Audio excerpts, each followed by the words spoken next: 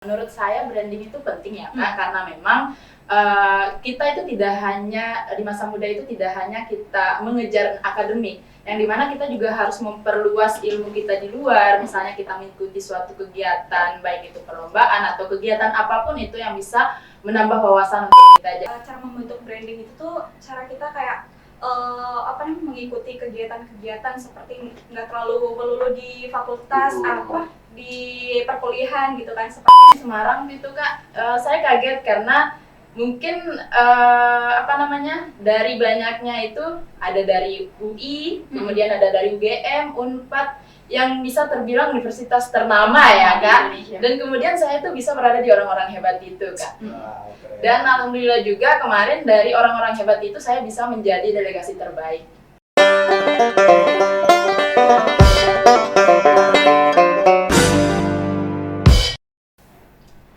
Assalamualaikum warahmatullahi wabarakatuh. Halo teman-teman sahabat Kaum Podcast dimanapun berada. Kali ini balik lagi dengan aku Pia Kamalia dan saya Abdul Khalisnawa. Oke, kali ini kita kebetulan hostnya nggak sendiri nih. Kita dalam program apa nih? Ngobras. Ngobrol santai. Iya, sekarang kita sama siapa nih? Nah, kita ini sedang bersama narasumber hebat kita. Iya. Nah, mereka ini adalah mahasiswa yang berprestasi di Universitas Muhammadiyah Mataram loh. Nah, bakalan banyak pengalaman yang akan kita dapat dari mereka. Benar sekali. Nah, kata pepatah berkata, tak kenal maka tak sayang. Yuk, langsung saja kita berkenalan dengan narasumber kita. Ya. Dari KKN samping mungkin namanya siapa, program studi semester berapa? Baik, Assalamualaikum warahmatullahi wabarakatuh. Perkenalkan, nama saya Maulidia Dwi Windasari, mungkin bisa dipanggil Lydia ya Kak? Kak Lydia. Ya. Saya dari program studi pendidikan guru sekolah dasar dan semester 6. Kebetulan saya dari Kabupaten Sumbawa. Yes, dari Kabupaten Sumbawa. Salam kenal Kak Lydia. Salam Sekarang kenal. kita ke sampingnya nih, kakak siapa nih yang manis? terima kasih sebelumnya. Perkenalkan, nama saya Siti Ainun Fadila, biasa teman-teman panggil saya Ainun. Kebetulan saya berasal dari Bima. Dari Bima. Iya, dari Halo Bima. Kak Ainun. Halo Kak Ainun, salam kenal ya. Saya berkuliah di Universitas Muhammadiyah Mataram, tepatnya di Fakultas Hukum.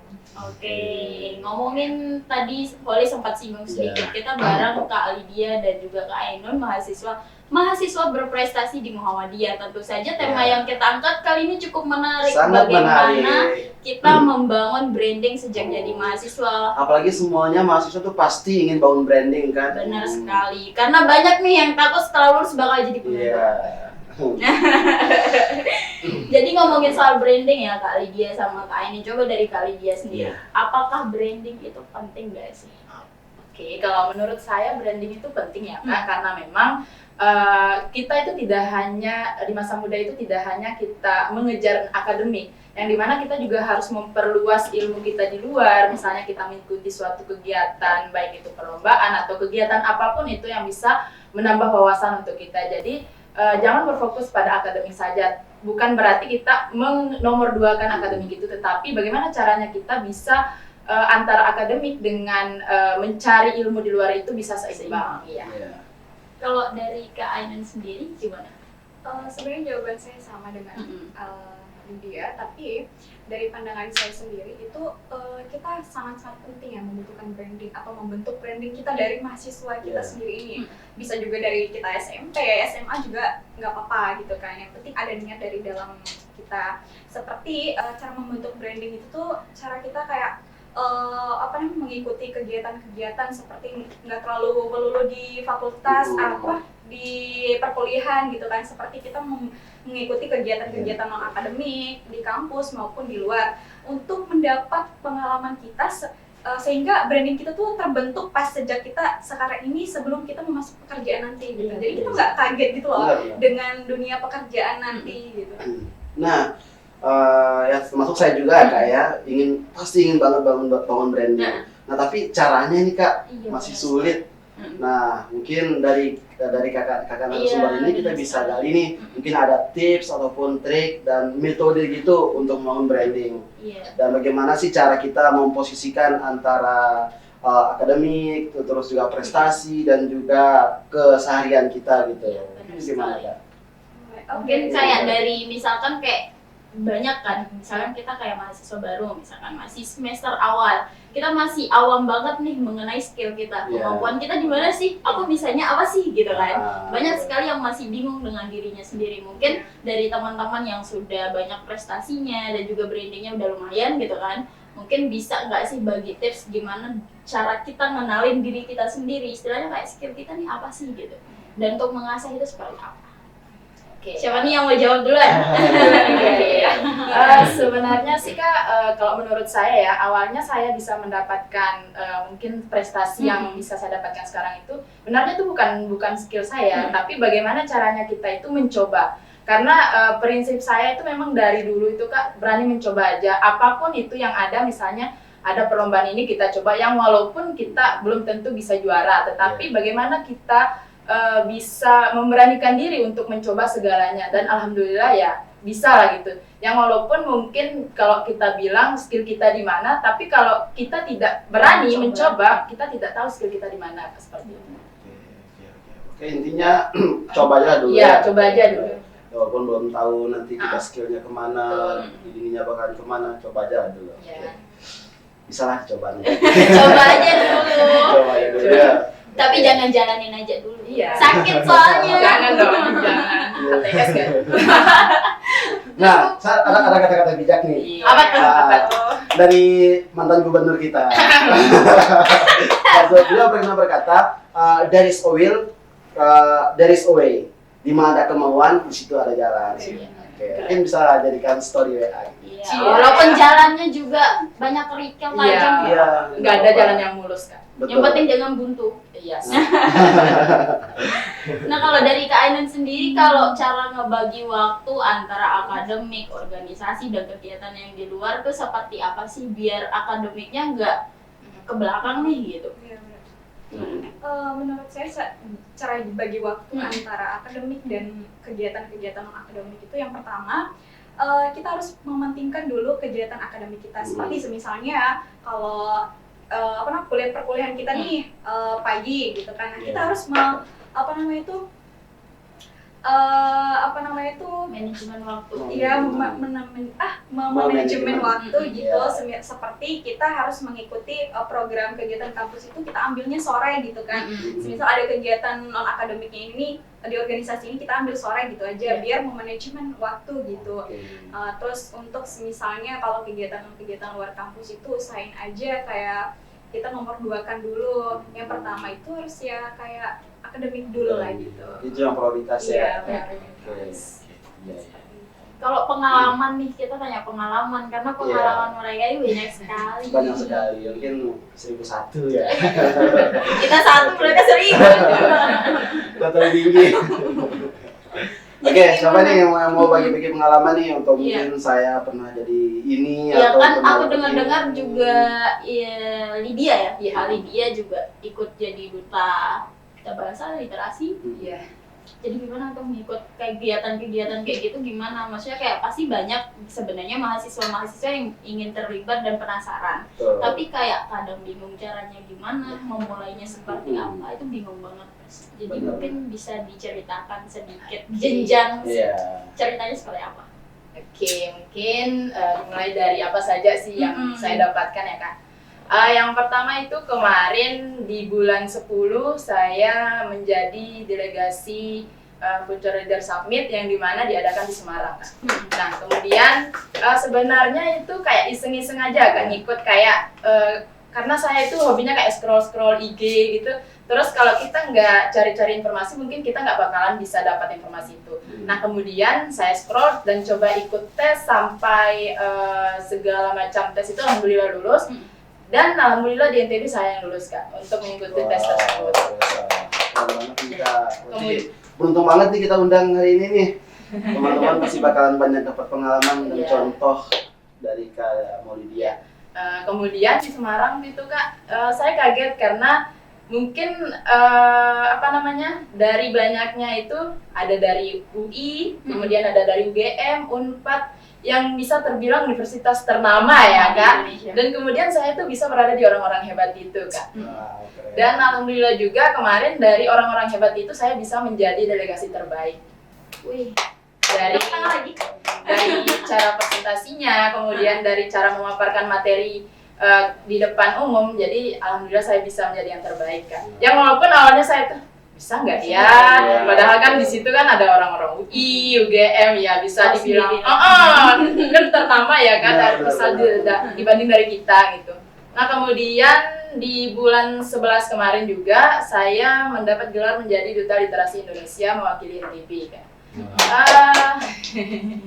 Telat. Terus di bulan 1 kemarin menjadi Duta Muslimah Hijab, yang dimana ya adalah kontes berbasis online sih kontesnya kan, tapi di situ kita dites ngajinya juga, kemudian dites tentang wawasan keislaman kita. Jadi alhamdulillah saya bisa menjadi Duta Muslimah Hijab mewakili NTB. Kemudian Banyak sekali. Tunggu, kayaknya ini masih sebagian kecil Iya, nih. soalnya kan tadi 1/1000. iya, kemudian kemarin nggak sempat sih jadi juara Duta Etika, cuman sebatas sampai finalisnya aja 20 besar Duta Etika Indonesia 2023. Kemudian yang akan saya kedepannya tanggal 27 bulan ini alhamdulillah lulus menjadi delegasi Duta Pendidikan Indonesia 2024 di Singapura. Keren.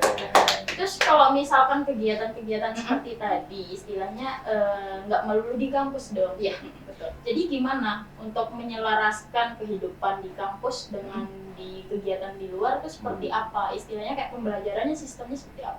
Ya, kalau menurut saya pribadi, misalnya nih ya Kak, kalau akademik itu tetap nomor 1. Nah, yang dimana misalnya di saat proses akademik itu pasti nggak sampai malam kan, kadang siang pagi, siang atau sore ya, tergantung jam atau kuliah. Nah, yang dimana di situ misalnya di saat saya kuliah, kemudian saya pulang kuliah itu saya langsung mengerjakan tugas. Jadi nggak ada istilahnya saya mengerjakan tugas deadline.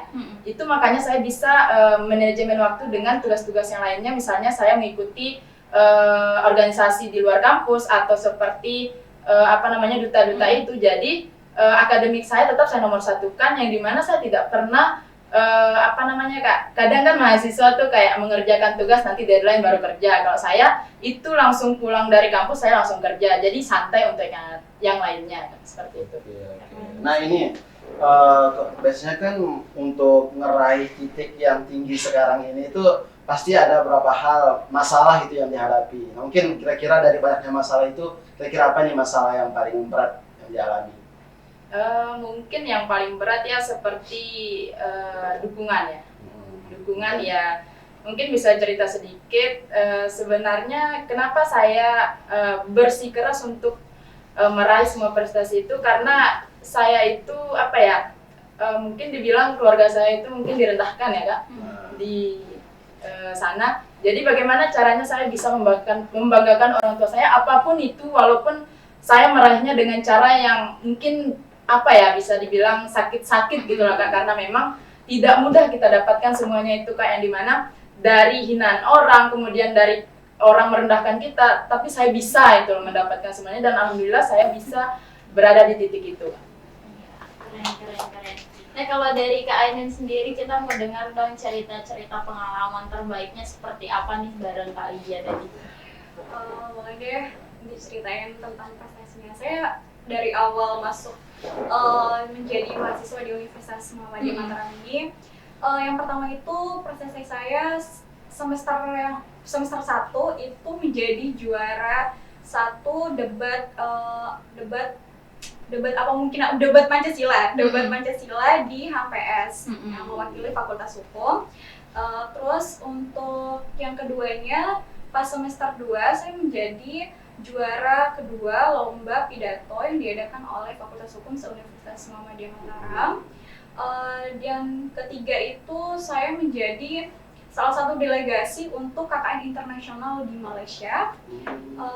Terus itu yang diadakan oleh programnya Muhammadiyah. Jadi Muhammadiyah itu tuh Muhammadiyah Aisyah itu tuh sama Muhammadiyah Aisyah Indonesia dan Muhammadiyah Aisyah di Malaysia itu bekerja sama untuk melakukan KKN internasional, dan alhamdulillah saya mewakili Universitas Muhammadiyah Mataram menjadi KKN internasional di Malaysia. Dan selanjutnya itu saya menjadi salah satu delegasi juga pertukaran mahasiswa merdeka di Universitas Muhammadiyah Kendari, itu diadain oleh Kemendikbud PMN 3 Kampus Merdeka ya? Iya, yang Kampus Merdeka itu. Oh, keren. Dan Kita bisa coba bilang keren ya. insya Allah kakaknya juga bisa. Amin.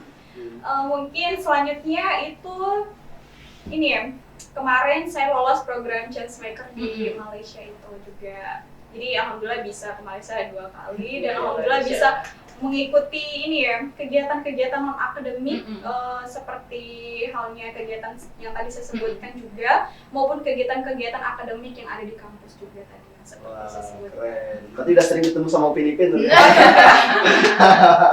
Tapi aku pengen tahu nih istilahnya dari teman-teman yang berprestasi, ngikutin kegiatan-kegiatan di luar negeri, dalam negeri gitu kan. Istilahnya pernah nggak sih dapat momen yang kadang-kala misalkan kita kayak ingin nih mengubah keadaan, ingin sekali membanggakan orang tua, keluarga dan teman-teman, lebih-lebih kampus gitu kan. Tapi kadang ada nggak sih kendala yang dialamin, kayak misalkan enggak deh, misalkan kalau ada kegiatan-kegiatan yang melibatkan untuk ke dalam negeri, luar negeri, misalkan, tapi membutuhkan untuk biaya.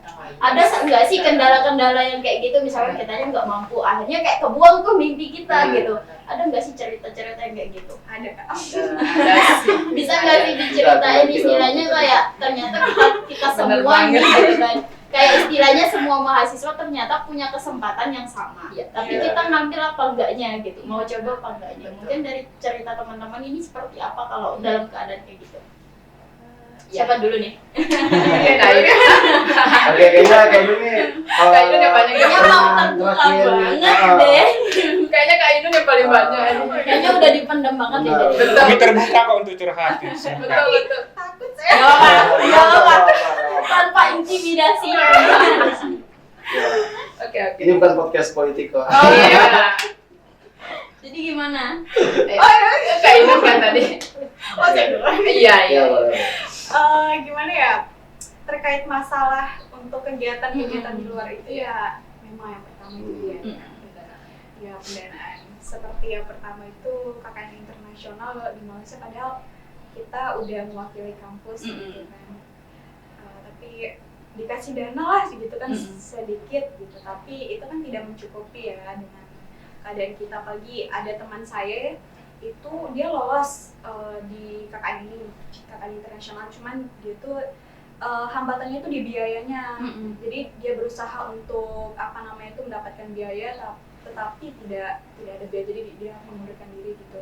Jadi mungkin bisa dari Universitas Muhammadiyah Mataram menyiapkan ini pendanaan untuk mahasiswa-mahasiswa yang mau berkarir di bidang non akademik atau akademik. Itu kan kayak untuk membanggakan kampus kita gitu kan. Jadi kita butuh dorongan lah gitu kan dari Universitas Muhammadiyah Mataram ini, walaupun hanya secuil saja pendanaan itu bisa untuk mendorong mahasiswa atau mahasiswi ini untuk supaya lebih semangat gitu. Mungkin Karena udah bisa kita pungkiri juga kan. Dan harusnya lebih aware lagi ke lebih hal yang seperti itu. Misalnya kayak Iya, nggak iya. semua orang punya privilege dari lahir. Kalau dari kali dia sendiri gimana? Aduh. Ya, dari banyaknya prestasi yang saya raih itu juga kan, misalnya kayak ada, kan kita nggak selamanya online kan. Jadi di saat ada offline, kegiatan offline pun sering saya masukin proposal, tapi ya sampai hari H pun nggak ada gitu. Jadi sebenarnya kenapa kita nggak dibiayai gitu, misalnya walaupun hanya berapa gitu, walaupun 10% bagi kita, tapi istilahnya kan mereka itu mendukung minat dan bakat kita di luar, karena memang kita tidak hanya untuk diri kita sendiri ya, tapi untuk kampus juga Kak. Sempat kemarin ada yang menanyakan ya Kak, mungkin salah satu dosen saya, nggak usah disebutin namanya ya, kok bisa ya kamu dapat banyak selempang itu, terus itu biaya sendiri nggak katanya. Saya bilang, iya Pak, biaya sendiri. Saya bolak-balik Semarang, bolak-balik Jakarta. Itu pun pernah ada yang saya ikut seperti kegiatan Changemaker kemarin itu. Saya lulus pun saya berpikir kalau nggak ada biaya dari kampus, mungkin yang bisa mendukung saya tidak akan pergi gitu kan.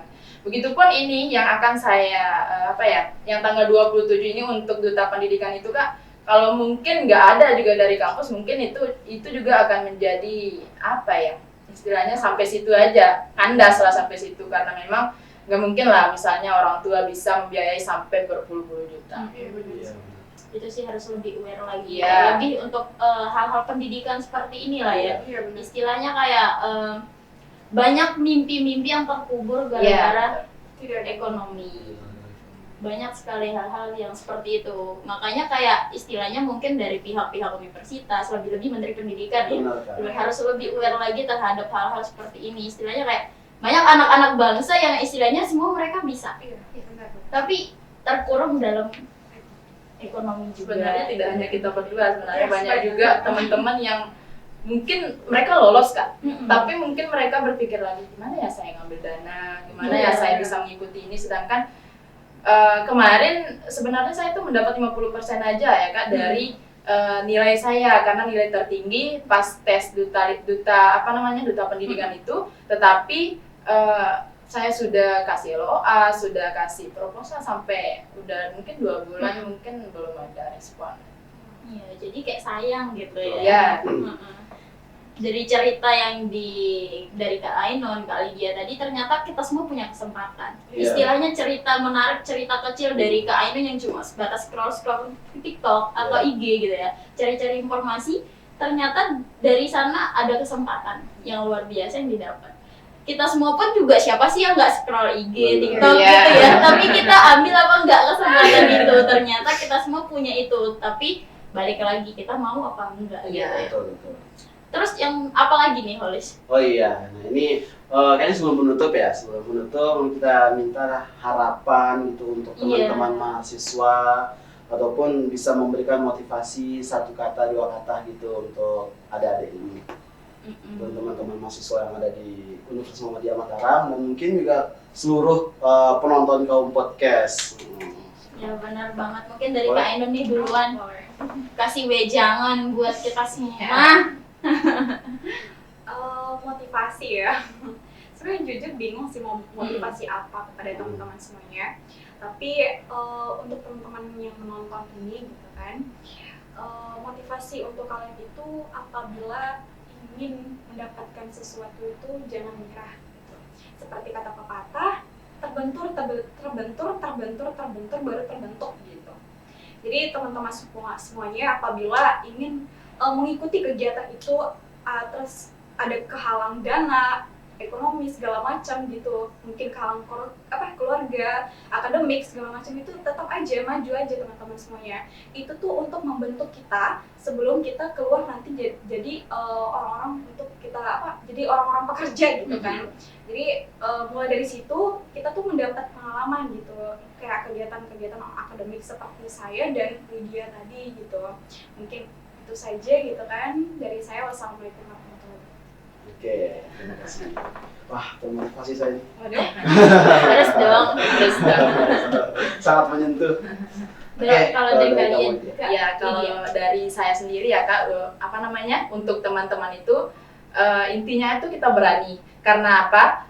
Kalau kita tidak berani melakukan sesuatu itu, ada 2 tipe nih Kak. Orang yang mencoba dengan orang yang tidak mencoba. Orang yang mencoba sudah tentu ada 2 jawaban, antara dia sukses atau mungkin masih gagal. Kemudian orang yang tidak mencoba berarti dia itu benar-benar sudah gagal karena memang dia tidak mencoba. Nah, kalau dari saya sih untuk teman-teman, bagaimana berani mengembangkan diri baik itu di akademik maupun di luar akademik. Bagaimana kita mengembangkan diri, kemudian bagaimana kita menggali potensi diri kita, kemudian bagaimana caranya kita bisa membanggakan orang tua kita. Jadi orang tua itu sebenarnya di rumah tidak hanya anaknya bahwa anaknya itu kuliah, tetapi bagaimana caranya kita memberikan misalnya suatu prestasi, siapa sih orang tua yang tidak bangga dengan prestasi anaknya ya Kak, yang walaupun mungkin banyak teman-teman di luar sana yang mungkin bilang saya kuliah aja lah katanya, yang penting saya dapat ijazah, tapi itu salah besar ya Kak. Bukan salah besar sih, tapi menurut saya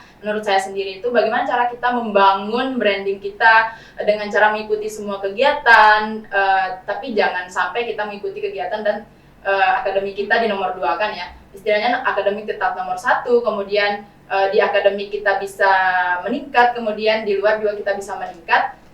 Mungkin itu saja. Oke, benar sekali. Jadi branding itu ternyata penting sekali Penting sejak banget, Kak. jadi mahasiswa. Iya. Istilahnya nanti ketika kita udah lulus, banyak nih relasi yang mengenal Iya. kita. Lebih-lebih nanti kita yang didelegasikan langsung gitu ya. Apalagi selama kita jadi mahasiswa ini bisa berdampak kepada orang lain, memberikan manfaat kepada orang lain gitu kan. Karena sebaik-baiknya manusia Adalah orang yang bermanfaat. Iya, kok. Bener Kak, bener banget. Karena memang juga dari banyaknya mahasiswa nggak semuanya ingin bermanfaat bagi orang lain kan. Iya. Ada yang mungkin cari hanya untuk dirinya sendiri, hanya untuk kepentingan dirinya sendiri, Iya.